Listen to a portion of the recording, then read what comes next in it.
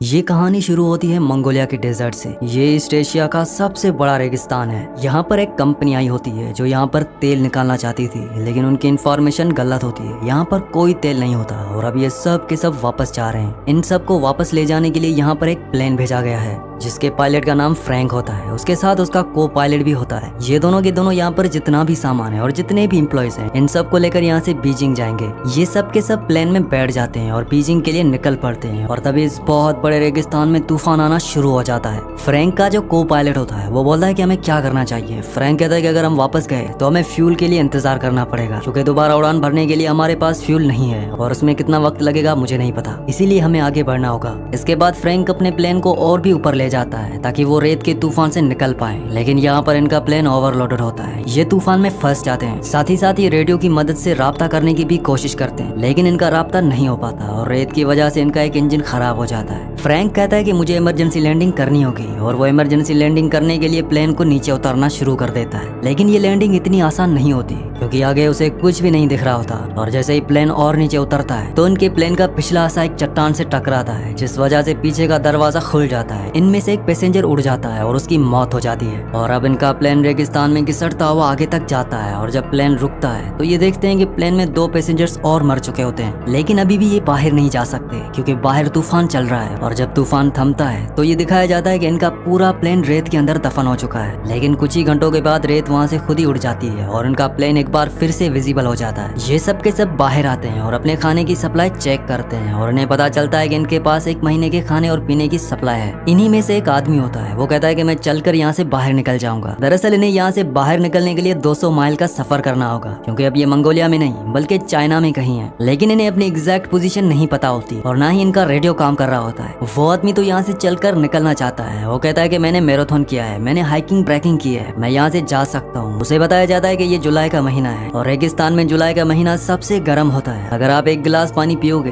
तो कुछ ही मिनटों में तुम्हारे जिस्म में पसीना बनकर 10 गिलास पानी निकल जाएगा। वो कहता है कि मैं सिर्फ रात को सफर करूंगा। उसे बताया जाता है कि लेकिन तुम्हें रास्ता पता नहीं चलेगा, क्योंकि यहाँ पर जो पहाड़ियाँ हैं वो मैग्नेटिक है और तुम्हारा कंपास कभी भी काम नहीं करेगा, इसीलिए तुम गोल गोल घूमकर बार बार एक ही जगह पर आ जाओगे। इसके बाद उसको समझ आ जाता है कि वो यहाँ से इस वक्त अकेला नहीं निकल सकता। अब उसी रात को जब ये सब के सब प्लेन के अंदर सो रहे होते हैं तो बाहर तूफान चल रहा होता है और तभी इनमें से एक आदमी जिसका नाम डेविस होता है वो बाहर टॉयलेट करने के लिए जाता है और जब वो वापस आ रहा होता है तो उसका पैर पत्थर से टकराता है, जिसकी वजह से वो रेत से लुढ़कता हुआ नीचे की ओर चला जाता है। तूफान में उसे चारों तरफ कुछ भी नजर नहीं आता और ये रास्ता भटक जाता है। हालांकि वो मदद के लिए चिल्लाता भी है, लेकिन कोई भी उसकी आवाज नहीं सुन पाता। सुबह जब सब उठते हैं तो वो देखते हैं कि उनका एक साथी डेविस गायब है। वो उसे चारों तरफ ढूंढने की कोशिश करते हैं, लेकिन उसका कुछ भी पता नहीं चलता क्योंकि वो रेत में दफन हो चुका होता है। पर इस बात से सब के सब परेशान होते हैं। इसीलिए इनमें जो लेडी होती है वो पायलट फ्रैंक के पास जाती है। वो फ्रैंक से पूछती है कि कोई हमें यहाँ पर बचाने के लिए आएगा, इसके कितने % चांसेस हैं। फ्रैंक कहता है कि सिर्फ 5%, लेकिन हम यहाँ से निकल नहीं सकते क्योंकि हम रेगिस्तान के बीचों बीच में हैं। हमारे पास खाना और पानी बहुत कम है और इतने कम खाने और पानी के साथ अगर हमने चलना शुरू किया तो ये सब का सब 2 दिनों में ही खत्म हो जाएगा और हम में से कोई भी नहीं बच पाएगा। हालांकि इस बात के चांसेस बहुत कम है कि कोई हमें यहाँ पर ढूंढने के लिए आएगा, लेकिन मैं ऑप्टिमिस्ट हूँ, इसीलिए मैं यहाँ पर इंतजार करना प्रेफर करूंगा। वहीं बाहर जो लोग होते हैं धीरे धीरे उनकी उम्मीदें भी टूटना शुरू हो जाती हैं कि कोई उन्हें यहाँ पर लेने के लिए नहीं आएगा। इसीलिए इनमें से 2 लोग यहाँ से जाने का फैसला करते हैं और साथ ही अपने साथ कुछ पानी भी ले जा रहे होते हैं। तभी फ्रैंक कहता है कि यहाँ से पानी कोई नहीं ले जाएगा और पानी की वजह से इनके बीच में हाथापाई हो जाती है, जिस वजह से पानी गिर जाता है। यहाँ पर एक आदमी होता है जिसका नाम एलिट होता है। वो उनके पास आता है। वो कहता है कि मेरे पास एक आइडिया है जिससे हम सबकी जान बच सकती है। मैं कई दिनों से इस प्लेन को ऑब्जर्व कर रहा हूँ और हम इस प्लेन को रिबूट करके एक दूसरा प्लेन बना सकते हैं। फ्रैंक उसे पूछता है कि तुम प्लेन के बारे में क्या जानते हो। एलिट कहता है कि मैं प्लेन डिजाइन किया करता था।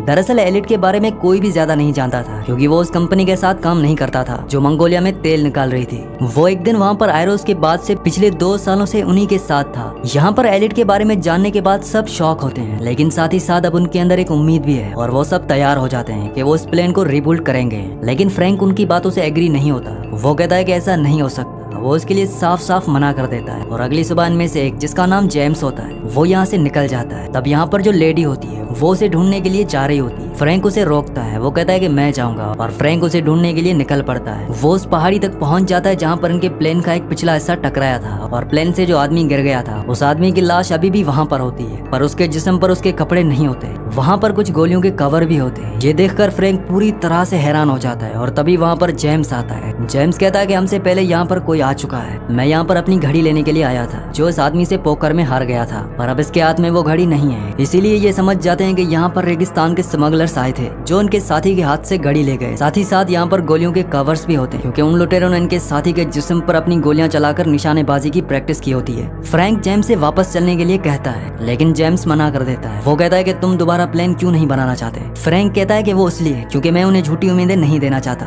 ऐसा कुछ नहीं होने वाला। जेम्स कहता है कि इस दुनिया में हर एक इंसान प्यार चाहता है और अगर हम किसी को प्यार नहीं दे सकते तो हमें उसे उम्मीद देनी चाहिए। अगर हम उसे उम्मीद भी नहीं दे सकते तो उसे वो करने देना चाहिए जो वो करना चाहता है। जेम्स की बातें सुनने के बाद फ्रैंक इन लोगों को प्लान बनाने में साथ देने के लिए राजी हो जाता है, बावजूद इसके कि उसे पूरा यकीन है कि प्लान नहीं बन सकता। ये दोनों के दोनों उस जगह पर आ जाते हैं जहाँ पर इनके बाकी साथी हैं और अब ये सब मिलकर प्लेन बनाना शुरू करते हैं। ये दिन में काम नहीं करते क्योंकि यहाँ पर बहुत गर्मी होती है, इसीलिए पूरी रात काम करते हैं। पर इनकी परेशानी तब बढ़ जाती है जब एक रात को इनका वो फ्यूल जो इन्होंने आग जलाने और जनरेटर जलाने के लिए रखा होता है उस पर वेल्डिंग करते हुए चिंगारियां गिर जाती हैं और एक बहुत बड़ा ब्लास्ट होता है। हालांकि इस ब्लास्ट में किसी की जान नहीं जाती लेकिन इनका सारा का सारा फ्यूल बर्बाद हो जाता है। अब इनके पास उतना ही पेट्रोल मतलब कि उतना ही फ्यूल बचा है जिस पेट्रोल से ये यहाँ से निकल सकते हैं। ये अब इसका इस्तेमाल नहीं कर सकते, इसीलिए अब इन्हें रात को नहीं बल्कि दिन में काम करना होगा। और दिन में यहाँ पर बहुत ज्यादा गर्मी होती है लेकिन ये हिम्मत नहीं हारते, ये दिन में काम करना शुरू कर देते हैं। और अब जब इन्होंने प्लेन को रिबूट किया है उसमें इन्हें एक विंग को जोड़ना है और इनके पास एक ही मौका है। अगर ये विंग नीचे गिर गया तो ये कभी भी ऊपर नहीं आ सकते क्योंकि इनके पास इतने भारी सामान को उठाने के लिए कोई भी क्रेन नहीं है। और अब ये उसे धीरे धीरे ऊपर से छोड़ना शुरू करते हैं लेकिन तभी वो जंजीर टूट जाती है जिसे इन्होंने उस विंग को होल्ड किया होता है। वो विंग बहुत तेजी के साथ नीचे की तरफ घिसटता हुआ जाता है और वो सीधा प्लेन से टकराता है। इस बात से सब हैरान हो जाते हैं। प्लेन के अंदर पहले से इनका एक साथी होता है जिसे उस विंग को एक बोर्ड से जोड़ना होता है और तभी वो बाहर आता है। वो कहता है कि मैंने कर दिया। दरअसल जंजीर टूटने के बाद विंग जब फिसल कर प्लेन की तरफ गया था तो एग्जैक्ट उसी पोजीशन पर गया था जहाँ पर उसे जाना था। और इस विंग को जोड़ने के बाद इनके प्लेन का पूरा ढांचा तैयार हो चुका है और सबको अब उम्मीद है कि ये यहाँ से फ्लाई करके निकल जाएंगे, इसीलिए ये नाचना और एंजॉय करना शुरू कर देते हैं। साथ ही साथ ये रेत भी हटा रहे होते हैं ताकि एक ट्रैक तैयार कर सकें और यहाँ से उड़ सकें। लेकिन ये सब इतना आसान नहीं है। एक दिन यहाँ पर इलेक्ट्रिक तूफान आ जाता है जिसमें बहुत सारी बिजलियां गिरना शुरू हो जाती हैं और इनके जो प्लेन का विंग है उसके अंदर पेट्रोल है, इसीलिए वो सब वहाँ से भागकर दूर हो जाते हैं। लेकिन एलिट वहाँ से नहीं जाता क्योंकि वो किसी भी कीमत पर इस प्लेन को नहीं खोना चाहता। और जब उसके ऊपर बिजली गिरने वाली होती है तभी फ्रैंक उसे पकड़कर वहाँ से कूद जाता है जिस वजह से उसकी जान बच जाती है क्योंकि अगर एलिट को कुछ हो गया तो इनमें से कोई भी नहीं है जो प्लेन को पूरा कर सके। ये सब इस प्लेन का नाम फीनिक्स रखते हैं। फीनिक्स असल में इजिप्शियन माइथोलॉजी के हिसाब से रेगिस्तान का एक ऐसा परिंदा है जिसे बहुत ही पावरफुल माना जाता है, लेकिन इन्हें अभी भी फीनिक्स पर मतलब कि अपने प्लेन पर बहुत काम करना है। अब धीरे धीरे इनका पानी भी खत्म हो रहा है। एक रात ये रेत की चट्टान से देखते हैं कि इनसे काफी दूर कुछ लोग हैं जो टेंट लगाकर वहाँ पर सो रहे हैं। असल में ये सब के सब स्मगलर्स होते हैं जो हथियारों के सप्लायर होते हैं, जो रेगिस्तान के रास्तों से हथियारों की सप्लाई एक कंट्री से दूसरी कंट्री में करते हैं। फ्रैंक कहता है कि हमें उनसे पानी की मदद मांगनी चाहिए, हालांकि एलिट मना करता है, लेकिन फ्रैंक और उनके कुछ साथी वहाँ पर उन लोगों से पानी की मदद मांगने के लिए जाते हैं। फ्रैंक और उसका साथी पत्थर के पीछे छुप जाते हैं ताकि अगर कोई भी खतरा हो तो वो पीछे से हमला कर दे।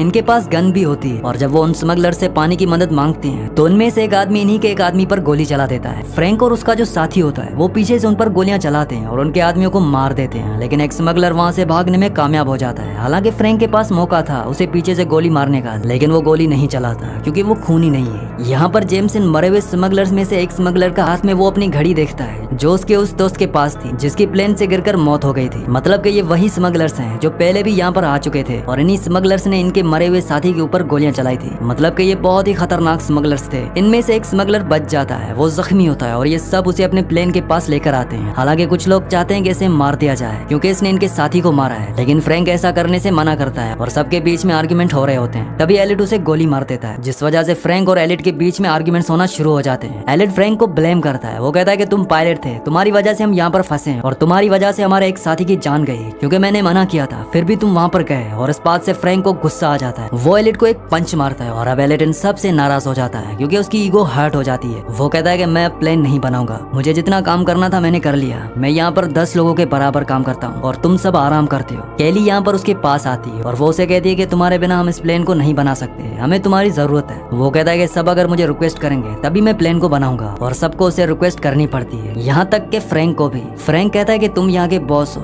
प्लीज इस काम को खत्म करो। इसके बाद एलियट मान जाता है। एक बार फिर से ये सब के सब प्लेन के काम को खत्म करने में जुड़ जाते हैं। एक दिन ये दूरबीन से देखते हैं कि जो स्मगलर यहाँ से भाग गया था वो अब अपने साथियों के साथ यहाँ पर पहुंच चुका है, पर वो लोग आगे नहीं बढ़ते क्योंकि वो जानते हैं कि इनके पास हथियार हैं। दरअसल स्मगलर्स के जो हथियार थे अब वो उन्हीं के पास हैं, लेकिन इन स्मगलर्स को ये पता है कि इनके पीने का पानी और खाना बहुत जल्दी खत्म हो जाएगा, और जब ये पूरी तरह से कमजोर हो जाएंगे तभी वो उन पर हमला करेंगे। वहीं अब ये और भी ज्यादा जोरों शोरों से अपना काम करना शुरू कर देते हैं और इनका काम खत्म हो जाता है। और तभी फ्रैंक को एक मैगजीन मिलती है, इसमें कई सारे प्लेन्स के मॉडल होते हैं, और इन्हीं मॉडल्स को देखकर एलियट ने इस प्लेन का मॉडल बनाया होता है। और यहाँ पर यह सबको पता चलता है कि एलियट जो प्लेन्स बनाता था दरअसल वो बच्चों के प्लेन्स थे, वो छोटे छोटे मॉडल्स बनाया करता था। हालांकि वो उड़ने वाले होते थे, लेकिन आज तक कभी भी उसने एक बड़ा प्लेन नहीं बनाया है। इस बात से सबको गुस्सा आ जाता है, खास तौर पर अयान को। वो एलियट के सर पर गन तान देता है। वो कहता है कि इतने हफ्तों से तुम हमें बेवकूफ बना रहे हो, ये प्लेन कभी नहीं उड़ने वाला, क्योंकि तुमने आज से पहले कभी भी उड़ने वाला इतना बड़ा प्लेन नहीं बनाया। लेकिन एलियट को पूरा यकीन होता है। वो कहता है कि ये प्लेन उड़ेगा। हालांकि हम छोटे प्लेन्स बनाया करते थे, लेकिन वो रिमोट कंट्रोल वाले हुआ करते थे, उनमें बैलेंस की ज्यादा जरूरत होती है। फ्रैंक अयान को रोक देता है और तभी यहाँ पर तूफान आना शुरू हो जाता है। और जब हवाएं तेज होती हैं तो जो प्लेन इन्होंने इतने हफ्तों की मेहनत से बनाया होता है वो हवा में अपने आप ही हल्का हल्का उठना शुरू हो जाता है। और ये देखकर सब समझ जाते हैं कि ये प्लेन उड़ेगा। उनके दिल में जो उम्मीद खत्म हो चुकी थी एक बार फिर से वो जाग उठती है, लेकिन ये रेगिस्तान का तूफान होता है जिस वजह से प्लेन पूरी तरह से रेत में ढक जाता है। तूफान खत्म होने के बाद सब के सब हताश हो जाते हैं, क्योंकि इन्हें अभी भी यकीन नहीं है कि ये प्लेन इन सबको लेकर यहाँ से उड़ सकता है। लेकिन फ्रैंक कहता है कि हम सब ने इसे मेहनत से बनाया है और इसे हम यहाँ से उड़ा कर ले जाएंगे। ये सब के सब प्लेन को रेत से निकालते हैं और खींचते हुए उस जगह पर ले जाते हैं जहाँ पर रेत नहीं होती। इसके बाद ये प्लेन को स्टार्ट करते हैं। प्लेन स्टार्ट होता है लेकिन जल्दी बंद हो जाता है। ये कई बार ट्राई करते हैं और फाइनली इनका प्लेन स्टार्ट हो जाता है। प्लेन के इंजन की आवाज सुनकर जो स्मगलर्स होते हैं वो उनकी तरफ आने लगते हैं। वो घोड़ों पर अपनी गन्स लेकर इन्हें मारने के लिए इनकी तरफ आ रहे होते हैं। ये सब के सब प्लेन के ऊपर चढ़ जाते हैं और विंग के साथ लटक जाते हैं। दरअसल इनके प्लेन का डिजाइन ऐसा होता है कि उसके अंदर बैठने के लिए किसी के लिए कोई भी जगह नहीं होती। उन्होंने एक बहुत बड़े हवाई जहाज से एक छोटा प्लेन बनाया है और अब इनका प्लेन रनवे पर आगे बढ़ना शुरू हो जाता है। पीछे से स्मगलर्स इन पर लगातार गोलियां चला रहे होते हैं, लेकिन इनमें से किसी को भी गोली नहीं लगती और तभी इनका रनवे खत्म हो जाता है। स्मगलर्स को लगता है कि ये सब मारे गए हैं, लेकिन अगले पल ही इनका फिनिक्स उस खाई से उड़ता है और वो आसमान में उड़ना शुरू कर देता है। ये सब के सब इससे बहुत खुश हो जाते हैं, क्योंकि इतने हफ्तों से जो उन्होंने मेहनत की थी वो मेहनत इनकी कामयाब हो चुकी है। और इस तरह से ये सब मौत के मुंह से, खतरनाक रेगिस्तान से जहाँ से निकलना नामुमकिन है, वहाँ से निकल जाते हैं। और लास्ट में हमें इन सब की फोटोज दिखाई जाती है। ये सब के सब अपनी फैमिली के साथ अपने काम में खुश हैं। फ्रैंक और उसका को पायलट अपनी खुद की एयरलाइंस खोल लेते हैं जिसका नाम वो फिनिक्स रखते हैं। और एलियट की फोटो एक मैगजीन में छपती है जिसमें क्वेश्चन मार्क के साथ लिखा होता है नासा की नई उम्मीद, मतलब कि वो अब नासा के लिए काम करता है। इसी के साथ इस मूवी का एंड हो जाता है। अगली कहानी आप किस मूवी पर सुनना चाहते हैं मुझे नीचे कमेंट्स में जरूर बताना। और अगर ये वीडियो आपको पसंद आई हो तो इस वीडियो को लाइक कर देना, और मजीद ऐसी वीडियोस देखना चाहती हो तो इस चैनल को सब्सक्राइब लाजमी से कर दें।